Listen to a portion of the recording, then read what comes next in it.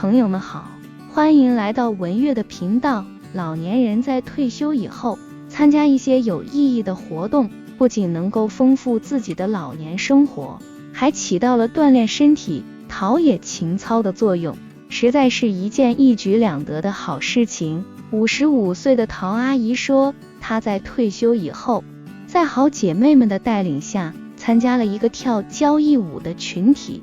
在这个群体里面，交到了不少志同道合的好朋友。平日里和好朋友聊聊天、跳跳舞，让陶阿姨原本乏味的退休生活也变得丰富多彩起来。可是这样的日子仅仅过了1个月，她就主动退出了这个群体，因为那些男舞伴个个都很坏，让她实在受不了。这到底是怎么一回事呢？一起来听听陶阿姨的自述。我是陶阿姨，今年55岁。1月份的时候，我办理了退休手续。退休以前，我是干部的编制。由于在职的时候，我的收入很高，交的养老保险基数也很高，所以我的退休金每个月能够达到7000多块钱，大大超出了退休金的平均数。我退休了，但老伴仍然在上班。老伴比我大2岁，今年57岁的他，还有3年时间才能办理退休手续。老伴一直在盼望着自己退休的那一天，只有退休了，他才可以跟我过琴瑟和鸣的日子，随心所欲的生活。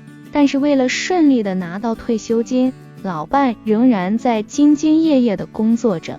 由于老伴工作很辛苦，所以我在退休以后主动做起了他的大后方。每天清晨，我都会比老伴先起床，给他做早点，看着他吃完饭出门上班之后，再做自己的事情。我天天都闲在家里做各种家务，将家里收拾得井井有条。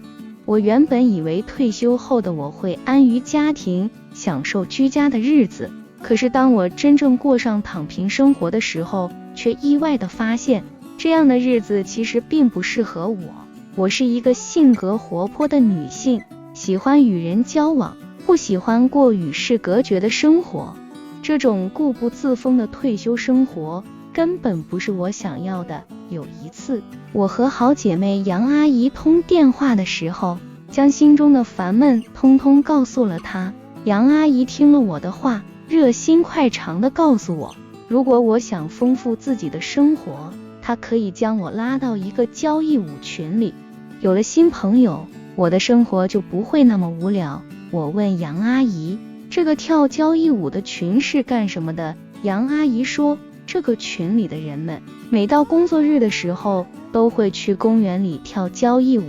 听说只有工作日才可以跳舞。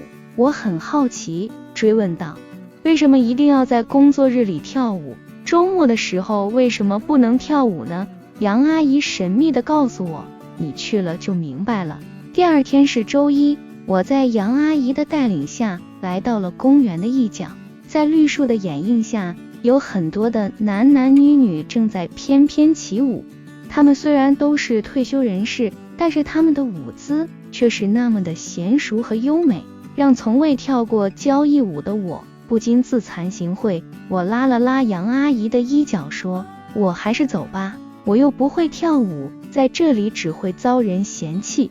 杨阿姨笑了笑说，没事，我找个人教你。说完，她就拉着一个男人来到我的面前。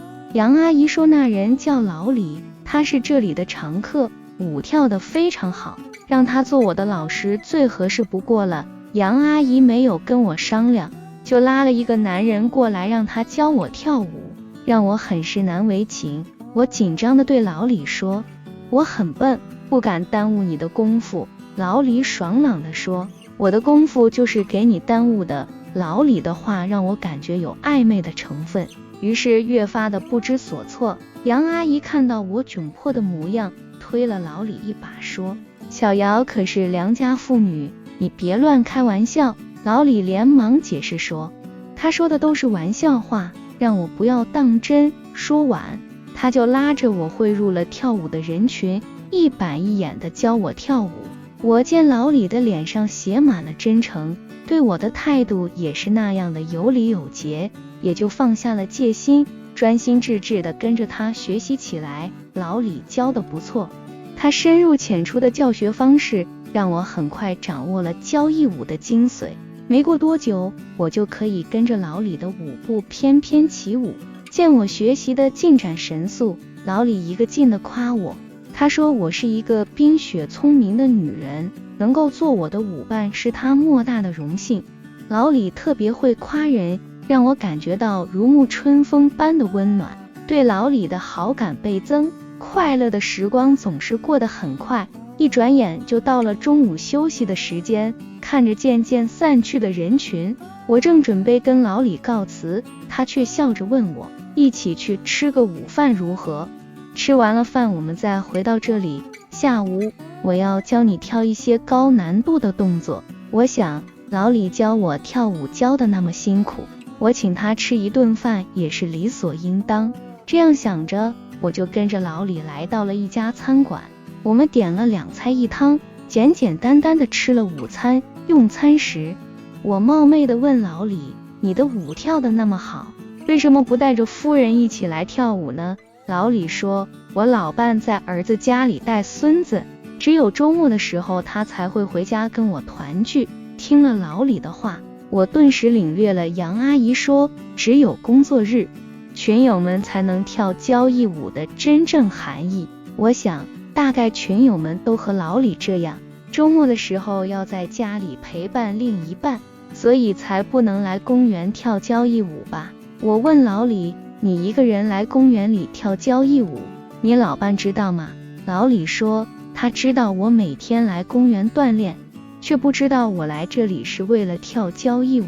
他叹了口气说，我老伴的心思比针尖还要小，他若是知道我和女人在一起跳交谊舞，一定会跟我大闹，甚至会跟我离婚。既然这样，你为什么还要瞒着老伴跳交谊舞呢？我问老李，老李坦然地告诉我，他喜欢跳交谊舞，如果一天不跳舞，他就会觉得浑身不得劲。顿了顿，他又笑着说道，如果不跳交谊舞，我又怎么能够认识这么优秀的你呢？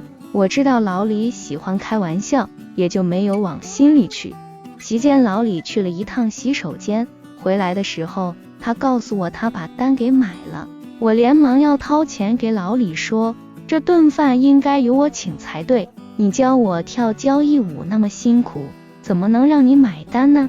老李挥挥手说，咱俩的关系那么好，计较那么多干嘛？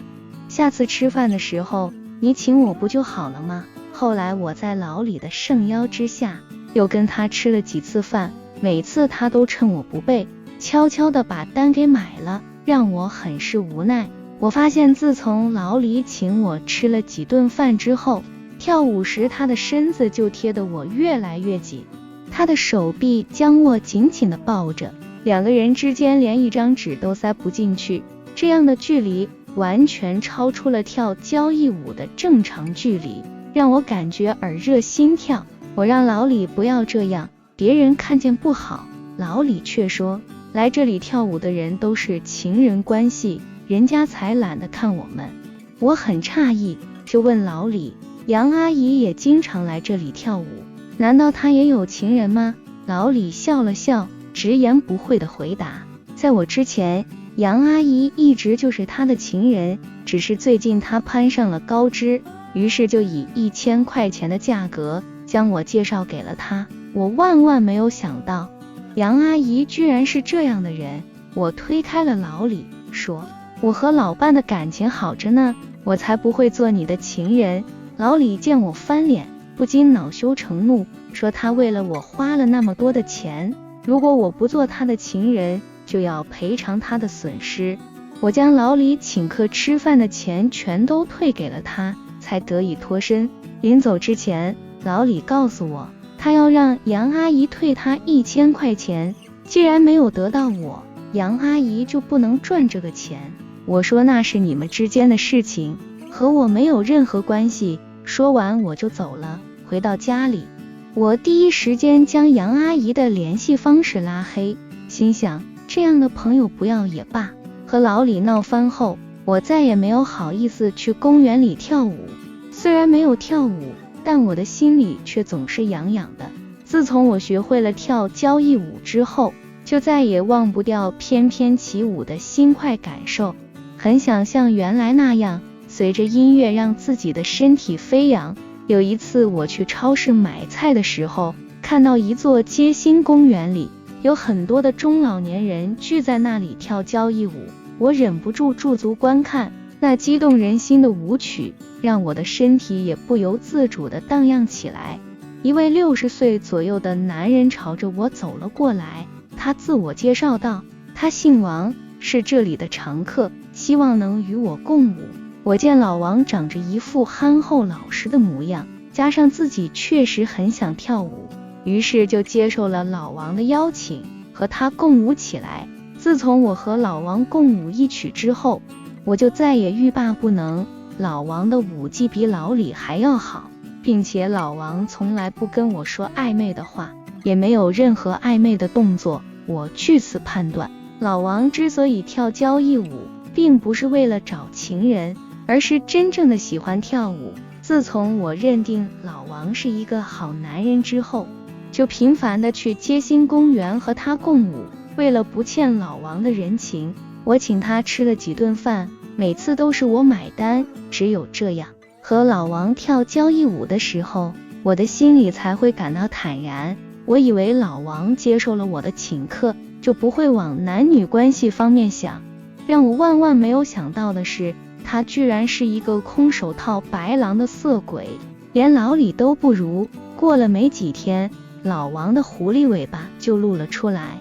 跳交谊舞的时候，他经常会做一些小动作，大大超出了男女正常交往的界限。我质疑老王说他的动作越了界，老王却鄙夷地看着我，说我假正经，又想当婊子，又想立牌坊。他说来这里跳舞的，不都是为了给自己找相好的吗？你装蒜有意思吗？我又不会给你1分钱。老王的话让我气得面红耳赤，我这才明白为什么老王吃了我的饭，却仍然要开我的油。他认为像我这样的老女人，有男人要就不错了，自然应该在金钱上面对男人有所付出。和老王闹掰了之后，我又找了几个舞伴，他们和我相处的时候，无一例外的都是先装人畜无害的小白兔。2个人熟悉之后，就露出了大尾巴狼的真面目。其中有一位60多岁的男人，甚至跟踪到了我的家里，胡搅蛮缠地追着我，希望我做他永远的情人。我担心老伴知道有人追求我，引起他不必要的误会。为了摆脱这个追求者，整整1个多月我都闭门不出，连菜都不敢出门买。老伴问起的时候，我就说自己患了更年期综合症，只想在家里躺着，哪里都不想去，过段时间也就好了。老伴相信了我的话，每天下班之后将菜带回家，家里才得以维持正常的生活。后来我见那个男人再也没有在我的家门流连往返，才敢出去购物。我发现那些跳交谊舞的男人们个个都很坏，他们跳交谊舞的目的根本不是跳舞本身，而是希望借着跳交谊舞的机会物色情人而已。自从我明白了这个道理之后，就再也不敢去跳交谊舞了。我有一个幸福的家庭，有相濡以沫的多年好老伴。如果因为跳交谊舞我把家给跳散了，这样的后果我可承受不起。今天的视频就先分享到这里，如果你也喜欢这个视频，并且让你深有感触，希望你能分享给身边的人，期待与您的互动。感谢您的收看，我们下期再见。